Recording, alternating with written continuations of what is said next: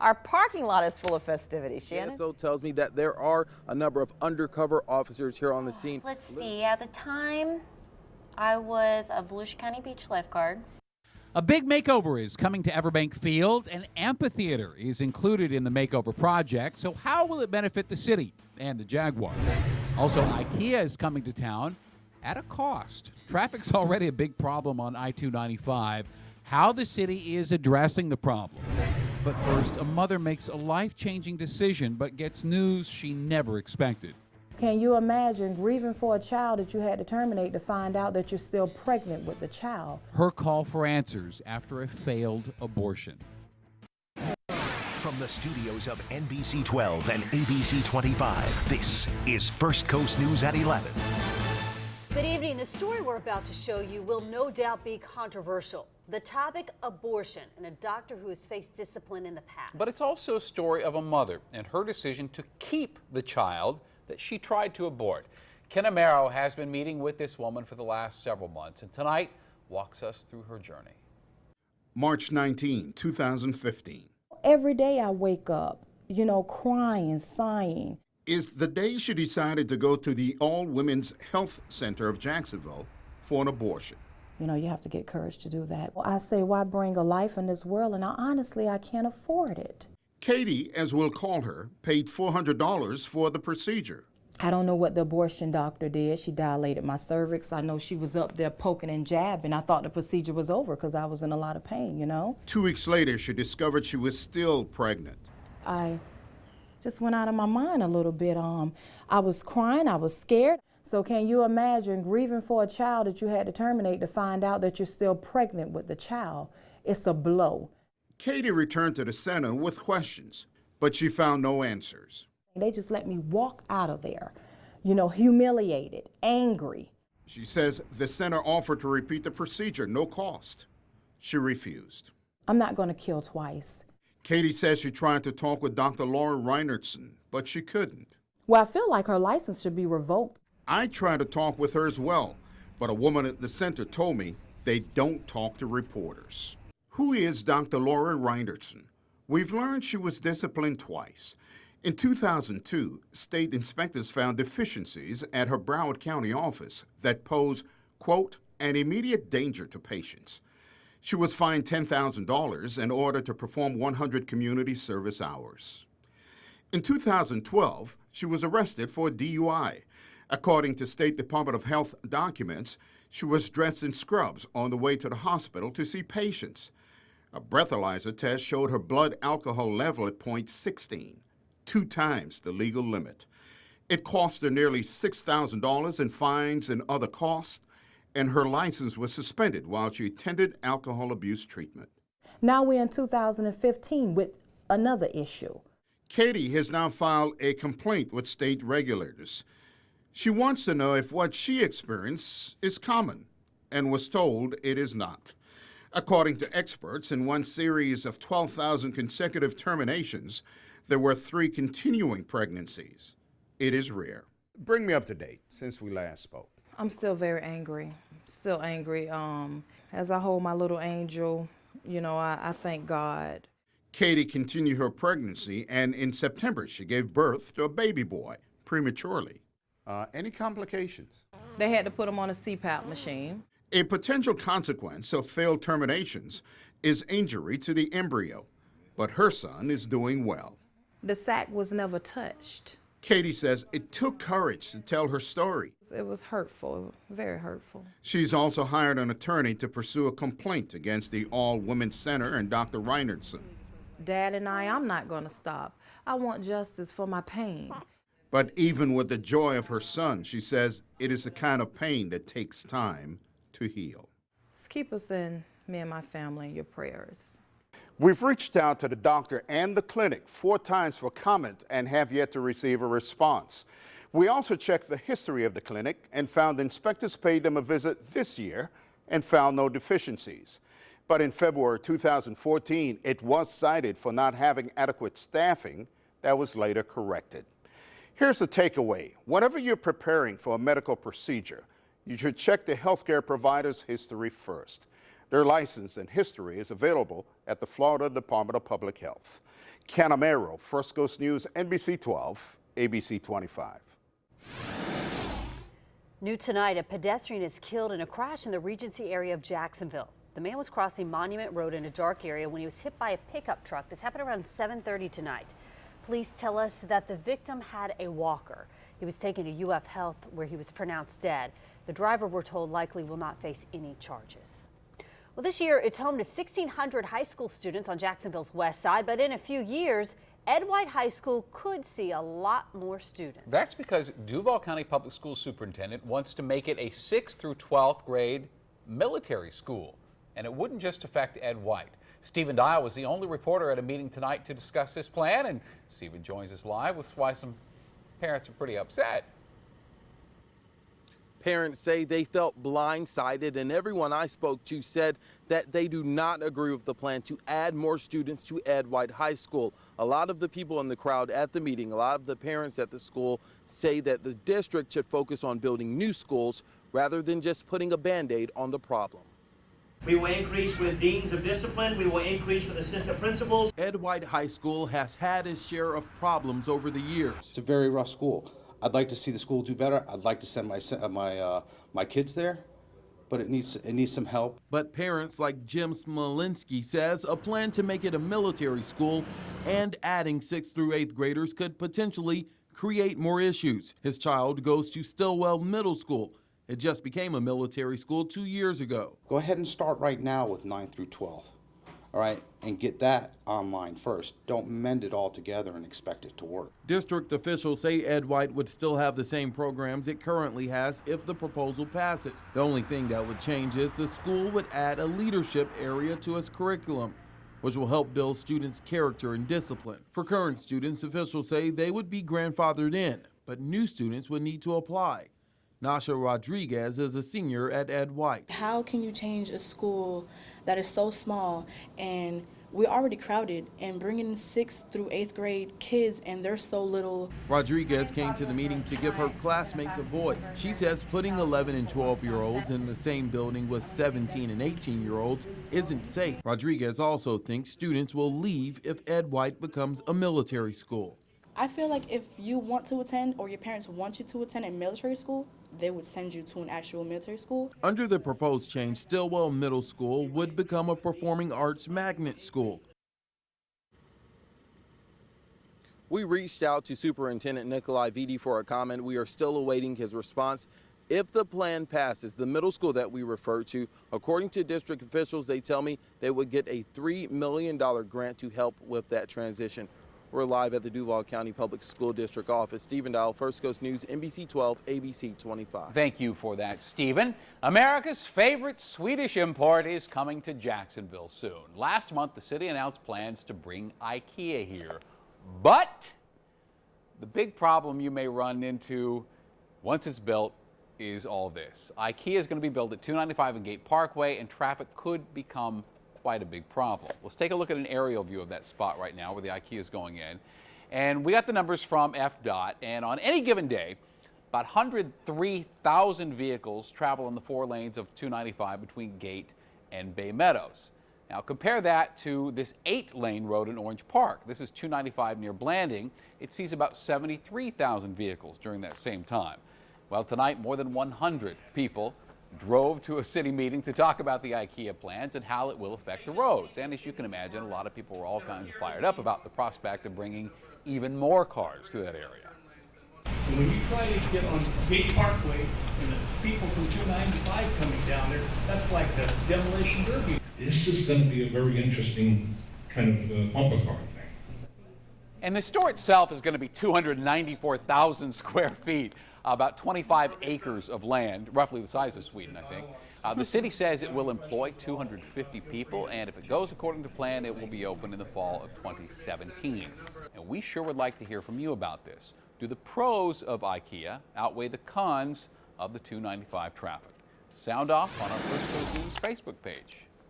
Well, the renderings are impressive. The cost's expensive, but the city of Jacksonville and the Jaguars are not the only ones who agree that Everbank Field is in need of a major makeover. Fans say it is long overdue.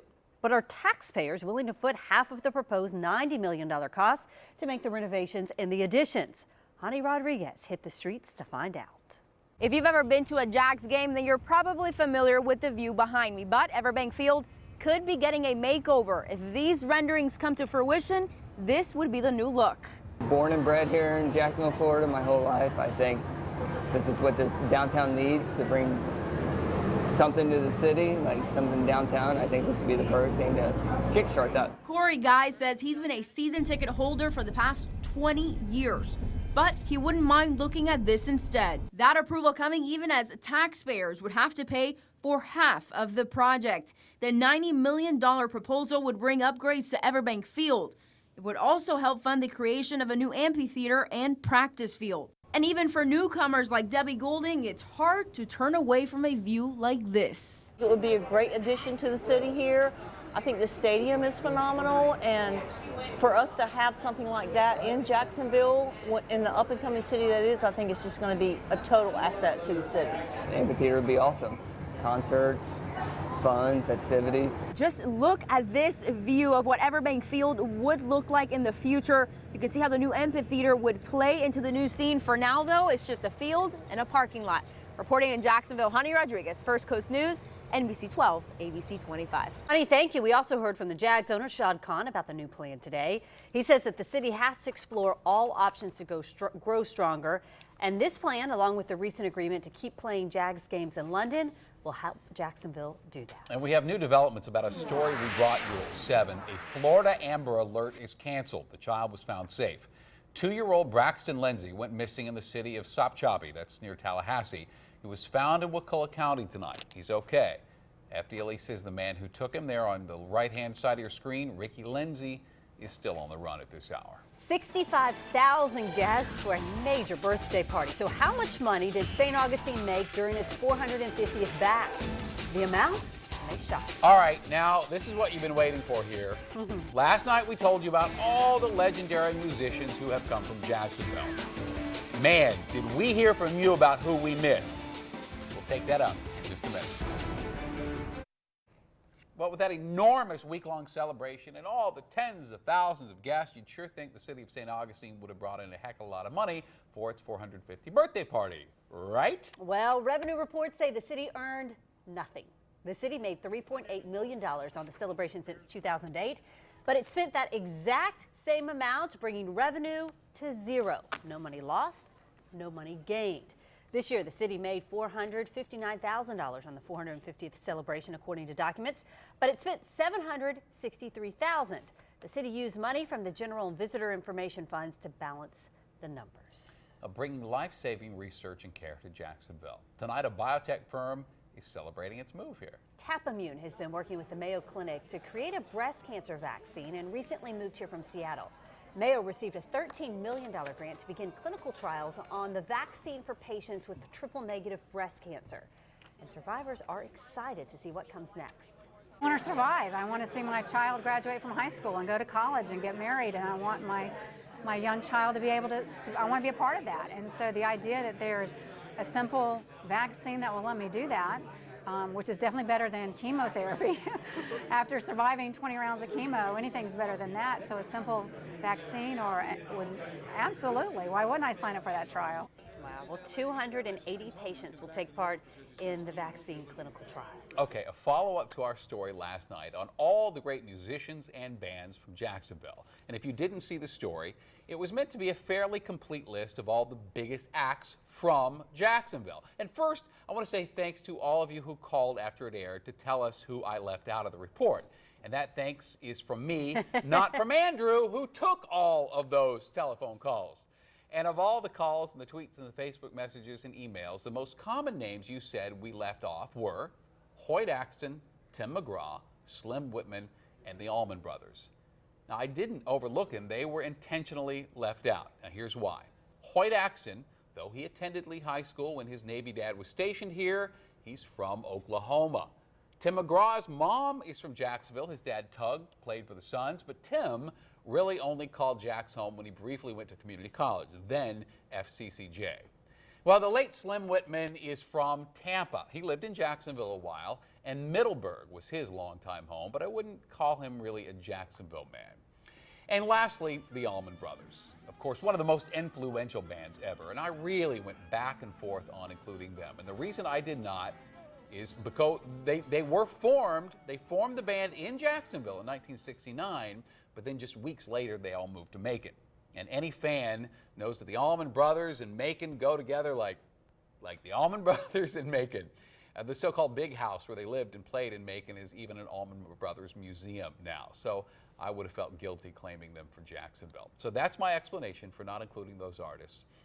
Thank you to all of you who responded, and I really do love that you care so much about Jacksonville and its music heritage. And again, that thank you is from me, not from an exhausted Andrew who took all of your phone calls.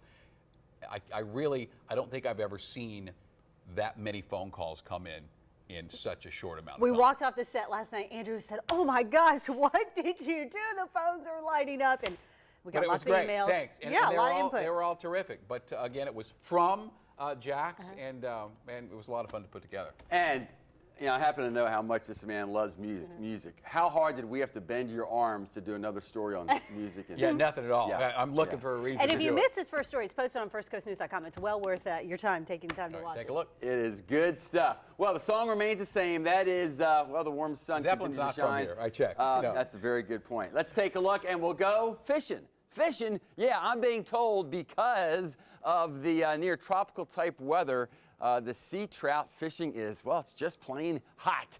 How long will the weather remain hot? Well, speaking of the tropics, do you see this? Hurricane Center's watching it. Nothing yet, but it is an area of showers and thunderstorms. More significantly, as a forecaster, we've been talking all week long about a significant cool front on the way. Here's the signature of the front through the Lone Star State. In fact, just about now from Bryan, Texas to about Memphis. That's being steered by the polar jet stream, winds out of the west at 30,000 feet. But these are winds out of the east at 30,000 feet. The two are going to meet, and that means, well, what's it mean? We'll break it down for you day by day.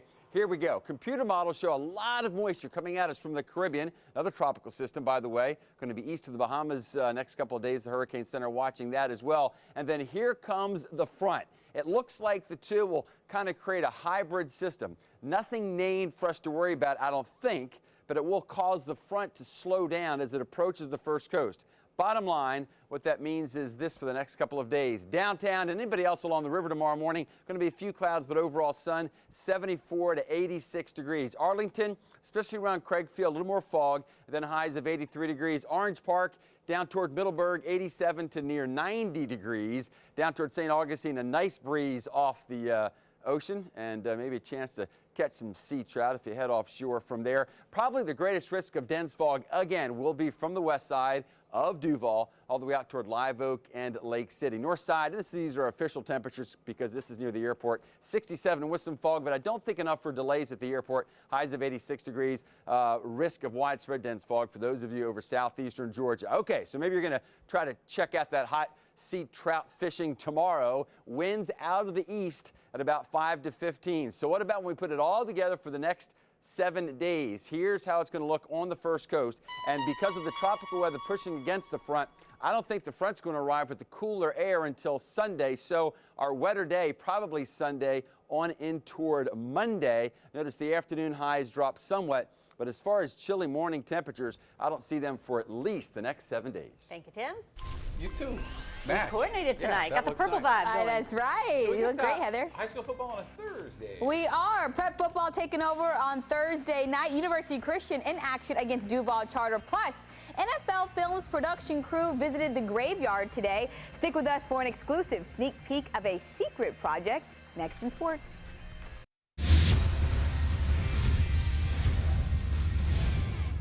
Hey there, folks. It looks like the rest of the NFL is taking notice of the Jaguars' vertical passing game. Blake Bortles has taken plenty of shots downfield this season, 52 passes of more than 20 yards. On Sunday, Bortles can challenge the Jets' defense with his ability to stretch the field, and Darrelle Revis knows that. I'll tell you one thing, his arm is he probably got one of the strongest arms in the league. He scrambles a lot, and he can throw, even scrambling. So you can tell he can make all the throws. And, you know, their passing attack is very vertical. And I think it's because of his arm. He can throw. To Thursday night football, the battle of the Buckeye State. Thanks to BB. First quarter, no score. Bengals on the goal line. Dalton fires over the middle to Tyler Eifert, who lunges for the touchdown. Let's take another look at it. Dalton with plenty of time to make the throw. Bengals up 7-0. To the second quarter, Bengals up 7-3, driving it in. Dalton escapes the pocket, looks to throw to Eifert in the end zone for his second score of the day. And he gets flushed out of the pocket. And it's good, back of the end zone. Just before the half, Cleveland trying to score. Menzel rolls out, running towards the sideline, throws it towards the end zone where Duke Johnson reels it in. The Bengals led 14-10 at halftime and would go on to win 31-10. Senior night over at University Christian as they take on Duval Charter. There's one of the top running backs coming up on your screen right there. That's Hussein Howe. He'd get things going early. First play from scrimmage, and he gets to the second level, rambling towards a 30-yard pickup. That would set up this 2-yard touchdown run by Howe a few plays later. Christian's up 7-0. Next possession, UC threatening again. This time it's Jacoby Groover who takes the handoff in 4-6. Christian's cruising towards an easy victory. Final score, 52-14. A quick score update. UC Duval Charter, one of the only teams in action on the First Coast tonight. Down in St. Johns County, Matanzas topped Menendez 28-20. Now, while our camera was at Raines High School today, our lens caught a behind-the-scenes glimpse of a secret project being filmed. The NFL Films production crew, along with 4 former Raines grads who went on to play in a Super Bowl, spent the afternoon at the school. Jabbar Gaffney, Leo Shepard, Brian Dawkins, and Harold Carmichael watched some film and stayed at practice. No word yet as to what this feature film will be or when it will air, but certainly a cool opportunity for the current team. Hashtag Team Sideline. The Camden County Wildcats got one more practice in today before their Sideline 2015 Game of the Week showdown tomorrow night against Colquitt County. Camden County looking to stay undefeated on the season. Don't forget to share your pictures and videos on Twitter, Instagram, especially tomorrow night at the high school games you're at, using the hashtag Team Sideline. Football fans, really quickly get excited. Representatives from the Tax Slayer Bowl will be out and about at a number of big-time games this weekend, scouting out possible teams for the January 2nd bowl game. That's it for sports. We'll be right back.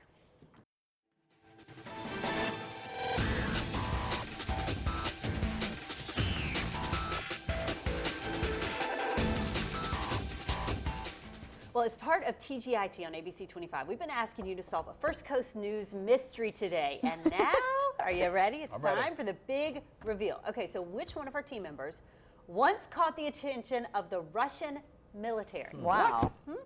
Here are the clues. This person worked at 2 Texas TV stations before coming here. And this person has the ability to predict the future. So who is it? Drum roll, please. I think the hardest thing to believe there is the ability to predict the future. All right, who is it? Okay, let's set the stage here. Let's set the stage. So it's 1988. Back then, you couldn't pick It's Tim, by the way, before he goes on. Yeah. But back then, you couldn't pick. Do I get to talk to you all? No, I don't know. So back then, you couldn't pick what storm you got to fly into. Whatever it was, you flew into. I just happened to, my name came up for Hurricane Gilbert, which became the strongest ever. But remember, this was 1988. We're within miles of the Cuban coastline. And while we were within a very small eye, the pilot started saying things expletively. Bottom line is, the Russians were in there wondering if we were doing more than just recon. Were you? Honestly, just recon. All right, so it's Tim. Mystery solved. Thanks so much for being with us. We'll see you back here tomorrow. Good night.